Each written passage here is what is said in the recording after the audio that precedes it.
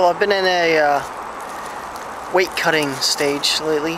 I'm trying to get my summer base pack down to 11 pounds, and I think I've done that actually. As soon as I receive a few more shipments, I'm going to do a little video on the changes that I made to get down to 11 pounds for summer. But now I want to show you some of the changes that I made for winter. I noticed that there wasn't very many videos on the Warbonnet Big Mamajamba SpinnUL, so here it is. There it is. Big Mamajamba SpinnUL tarp.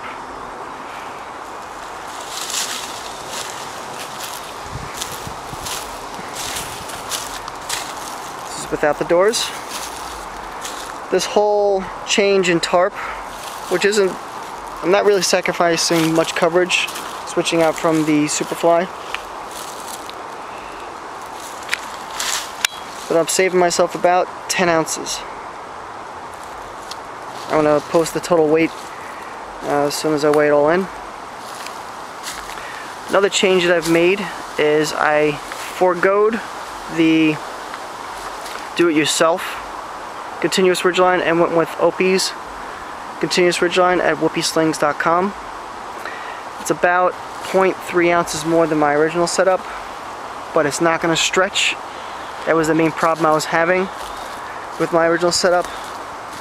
And what's really neat is this wishbone setup. You feed the line in through, wrap it around, and you feed it through another notch. And it basically sets it right up, which is actually pretty cool. I didn't think I'd figure it out, but I figured it out in 2 seconds. There's a prusik knot. I haven't had a chance to test this out in the field, but I'm hoping this ridgeline is not going to stretch. And what I'm hearing from everybody on the hammockforum.net forums is this thing's pretty spot on. Alright, let's put the doors on, and I can show you what this puppy looks like all decked out. Alright, here it is with the doors on. If you've seen my Superfly video, Brandon actually changed the way he set up his doors. He abandoned the whole button method, and now he's set up with clips, which actually eliminates the gap that I was having. So there's a clips on the end, and this folds over the opening, which eliminates the gap problem I was having, and the line comes up and clips on to the top right here. I think newer models no longer have this top area, and the doors actually clip to themselves. So, because I've seen a recent Superfly and it didn't have that right there, a little attachment. So I'm thinking that he just gave that up as well. And here's what it looks like, all closed up for winter. And I'll take you on the inside.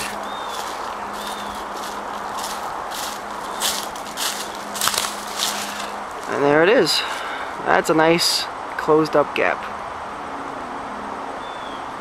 It's actually pretty big coming inside. I'd probably pitch this maybe a little lower to eliminate the draft.